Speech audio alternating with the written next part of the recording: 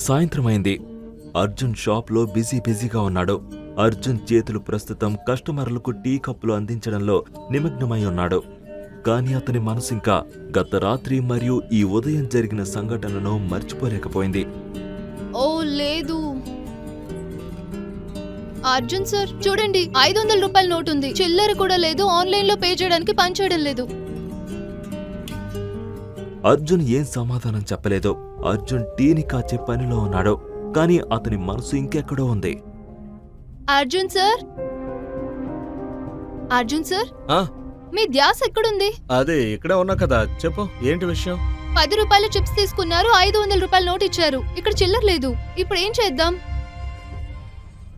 ఈ ప్రశ్నలకు సమాధానాలు తెలుసుకోవాలంటే నెక్స్ట్ ఎపిసోడ్ వినాల్సిందే. క్రింద ఇచ్చిన లింక్ ని క్లిక్ చేసి పాకెట్ ఎఫ్ఎం యాప్ ని ఇన్స్టాల్ చేసుకోండి.